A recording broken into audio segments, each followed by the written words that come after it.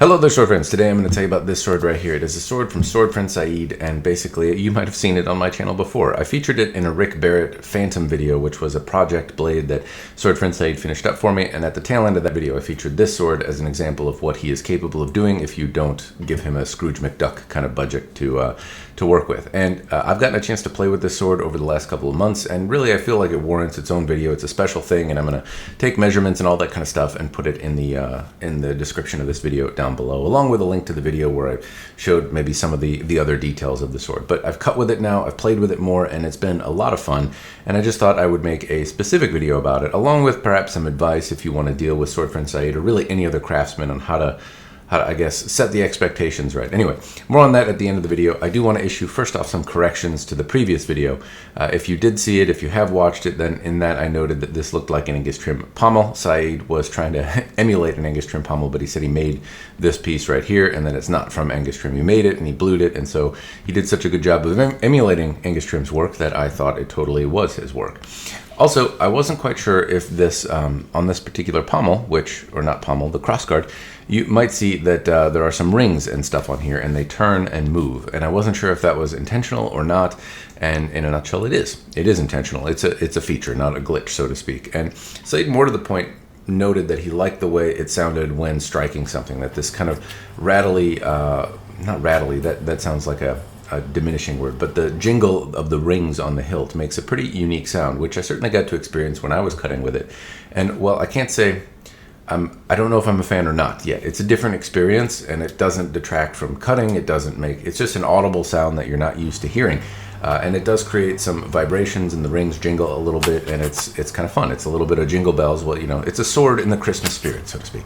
But it has a particular sound which I find interesting. It's just not something that I'm used to hearing when I cut, but it's certainly there. It doesn't detract from the cutting experience. It doesn't detract from the functionality, I suppose I would say. And it's a different type of cosmetic or a different type of feature that I'm just not used to hearing. Anyway, he did make the grip or the crossguard, and he made the grip, but he made the crossguard. All of that was handmade. If I go over some of the features here just to kind of show you in greater detail, obviously I noted that the pommel was made by him. He's blued it, and really it's very nice from a practitioner perspective. I can grip this, and there's no sharp ledges or anything that bites into me. It's really well done. There is a slight ledge here where it doesn't butt up perfectly to the crossguard, or not the crossguard, to the grip. There is a slight ledge, but nothing so much that even in bare hands really causes me any discomfort. It is, I suppose, a note that if this were a perfect transition, I think that would be better, but I don't know how important that is in European swords or not. I think the grip is an amazing grip. It has some kind of aesthetic adornments. This kind of midsection here, this riser, has some interesting flowy bits to it, some arches, if you will, and I think it's really well done. More to the point, though, the shape of the grip shows some attention to detail. It doesn't have much taper in terms of, I suppose, the distal profile here, but in terms of this profile, it slants down, and it does become ever so slightly more cylindrical at the base, and it's more ovoid towards the crossguard. And really, it's very easy to grip. It's very easy to index. It's a well-made grip. The seam along the edge stands out ever so slightly more than some others, but really not substantially at all. And I like how very little it stands out actually among this riser. It kind of runs up over some of the bits where you might think a flat might show up or something, but it does not. It's very, very well made, very well done. The crossguard shows some signs of handmadeness, so to speak, where the spirals, and this is stuff I mentioned in the earlier kind of review, or where I talked about it before, they're not completely symmetrical. It's not like it's done on a machine or 3D printed, and it's not perfect, but you really kind of have to stare at it before you see anything that doesn't quite match. It's a really kind of solid attempt at making something symmetrical while simultaneously preserving the idea that it's handmade. This square section up here isn't something that I'm a super fan of, but at the same time, it's an aesthetic thing. It has nothing to do with functionality. It's purely aesthetic. But honestly, this kind of style of grip is starting to grow on me ever so slightly. I recently reviewed an Arms & Armor Schloss sword, and it also has this kind of square bit here. And while I can't say that it's aesthetically my favorite, I will say that the notion of it is growing. And really, this crossguard has more embellishments on it than most you might see A lot of times they're very simple and pragmatic in terms of the production swords that are out there. So seeing something with some spiraling, some ring adornments that twist around, as well as if I go to the end of the quillins here, you can see that they have little indentations, little kind of cavities that go in. And every kind of angle of this crossguard has some shape and dimension and attention to detail to it, which is really, really neat. In different shapes. It's kind of a circle here, it's a cylinder here, turns into a square, it's got rings, it's got a lot of stuff going on to look at. And I can't say that it's my aesthetic preference, but I have to acknowledge that I'm just not used to seeing it. And the more I have it, the more it honestly grows on me. And so I will say that I like it. I like it quite a bit.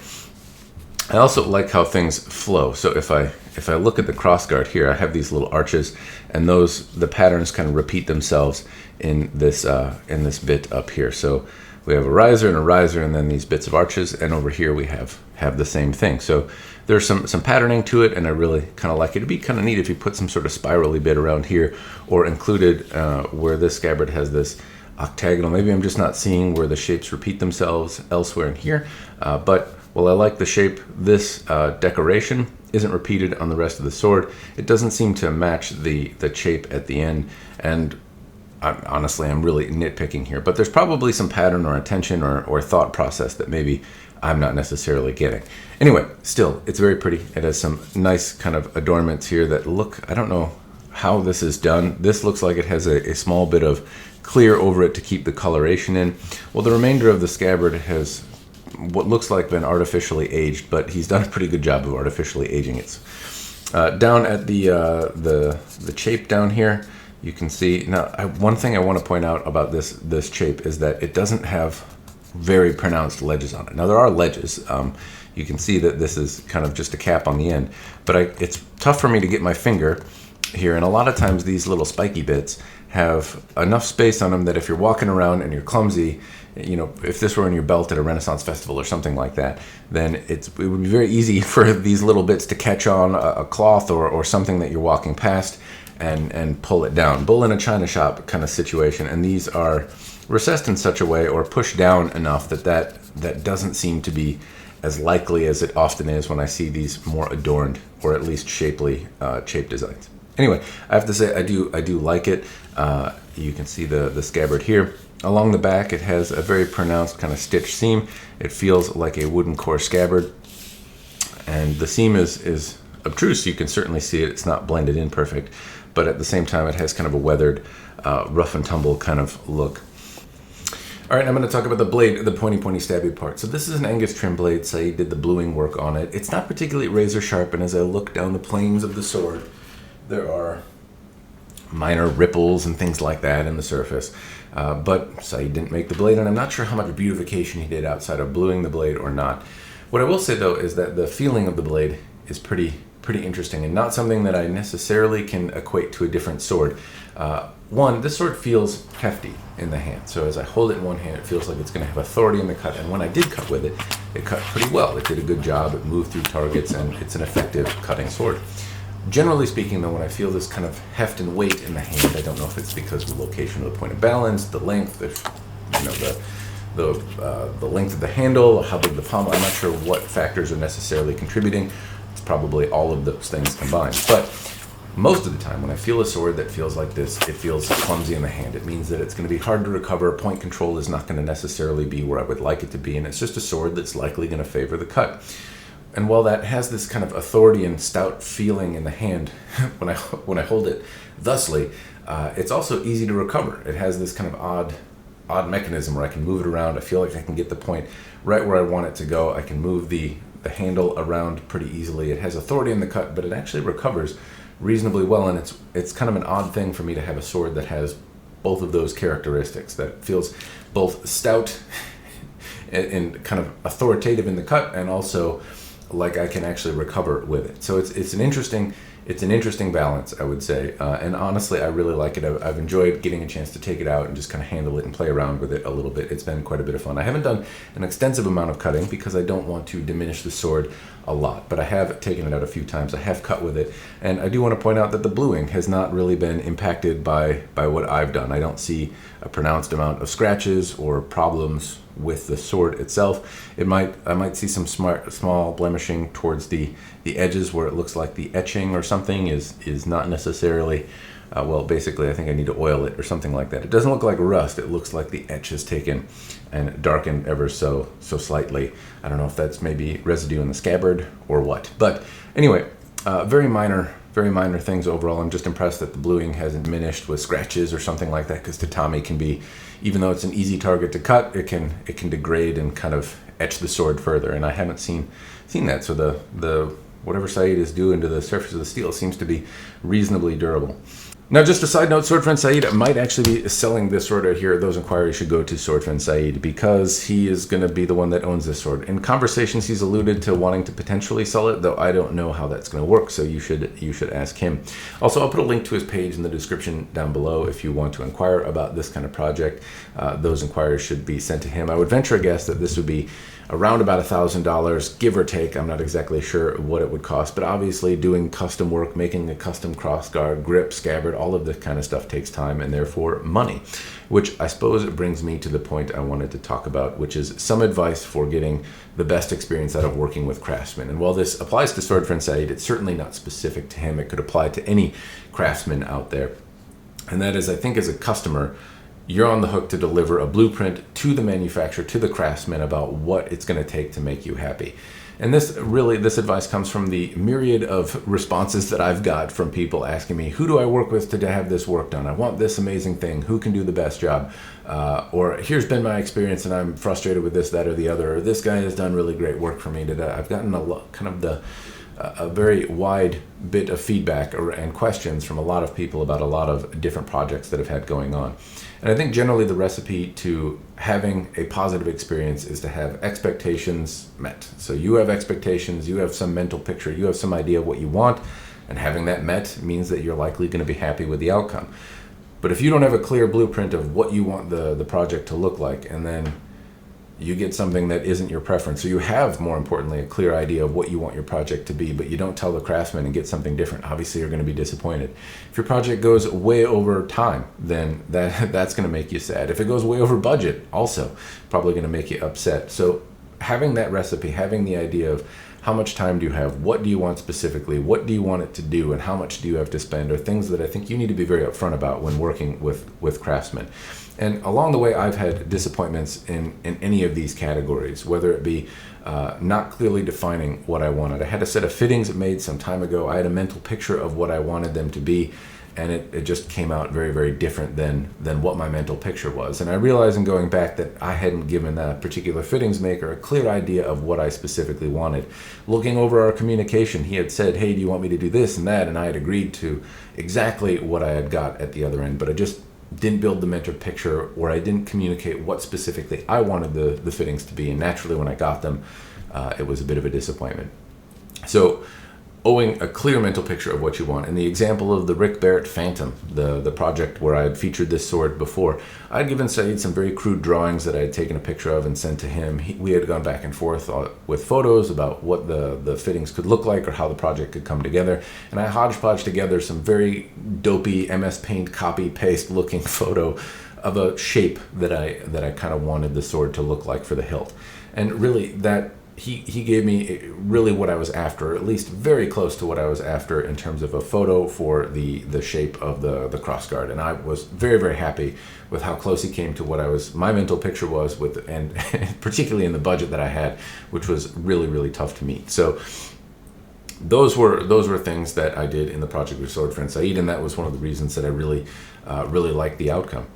In other iterations, I've had problems budgeting, where I said, hey, I have this budget for the sword, and then you keep adding on, you keep changing, ideas change, because these projects, generally speaking, take time, and over time, your ideas change, and at the end, I've certainly had times where the project has changed, and so has the price, and we haven't been clear about it, and obviously that has led to some disappointment as well. So again, be very clear about what you have to spend, and try to stay within that. And do acknowledge that if you're changing things, well, that budget naturally changes as well. Also, don't expect the craftsman to change. Generally speaking, you agree on what the project is going to be, how much it's going to be, and what time it's going to be done.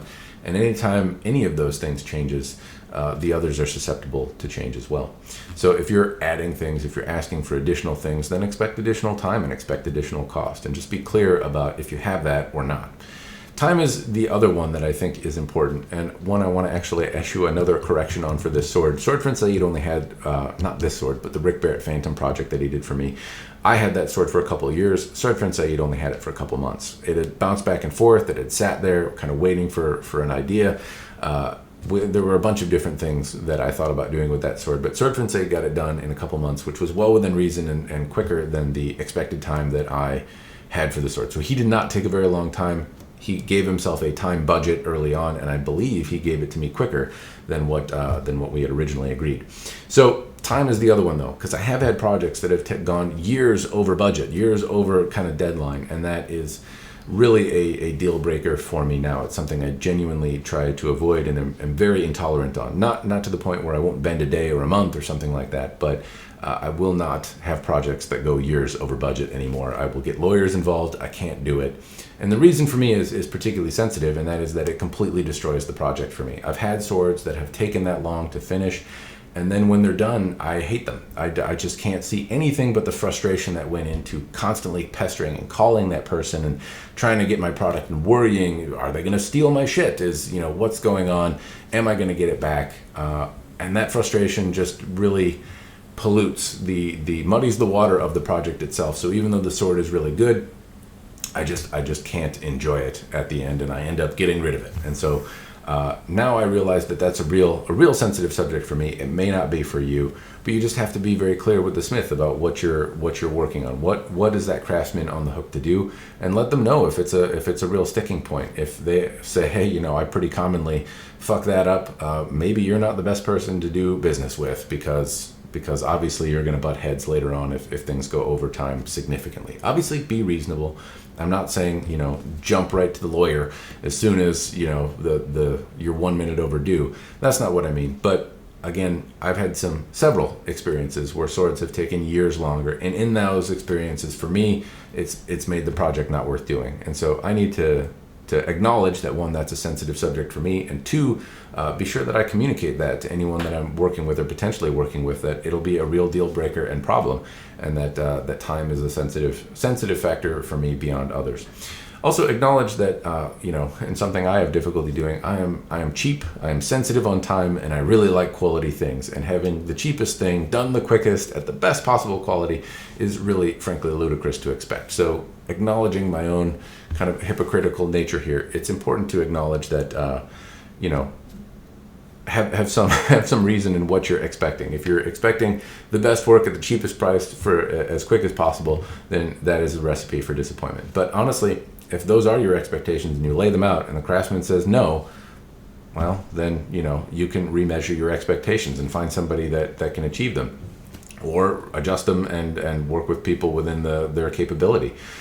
Likewise, if the craftsman agrees to that kind of stuff, do acknowledge that they're setting themselves up for failure, and you might want to expect it. Well, they're accountable to meet the agreements that they've made. At the same time, if your agreements are impossible to fulfill, well, I suppose you should know that going into it, that you're setting yourself up for disappointment, which also happens very commonly. Often craftsmen are lauded for their ability to make amazing things, but we don't often discuss their capabilities as businessmen. And so I would say that very many of them are absolutely fantastic at their craft, given time and energy and money to do so, but very often they are not great at keeping track of time, and budgets and time and deadlines and stuff often go a bit over. So just kind of know that's what the sphere of things that you are playing in. I've been very fortunate to work with the Man in Black and Josiah Boomershine for the majority of my Japanese sword projects, and I would say that they do all of those things really well. They're great on time, they're great on budget, and they're very, very prompt in terms of communication and response. And I think the quality of work, well, you've seen them in videos, they've been very good. I don't often do European sword projects, but in the example of Sword Friend Saeed, I really have absolutely nothing to complain about. Though do acknowledge that the Rick Barrett Phantom project, he probably gave me a good guy YouTube-y kind of deal. I'm not exactly sure, but I don't know that you would necessarily expect the same for the $250 or whatever it is I spent on that project. Probably cost you a little bit more, but I think frankly it's worth it. Anyway, those are some advice bits that I would have when working with craftsmen to set yourself up for a positive experience. In all of the questions that I get, very rarely, or frankly never, has anyone said, what do I owe the person to have the best experience? It's usually I give them money, they read my mind. Who can do that? And I don't know that anyone can. And you have to acknowledge that if you're sending stuff off to have some custom work done, that these are people that generally do it as a labor of love, and you owe them at least a blueprint on what it's going to take to make you happy. Anyway, that is all of the rambling that I have to do. Special thanks again to Sword Friend Saeed for sending me this sword and letting me play with it for so many months. I've had it. It's well overdue, and it will be back in your hands soon, sir. Thank you again. Anyway, that is it. I hope the video has been interesting, provided you some context, but that's all I got. Cheers, and thanks for watching.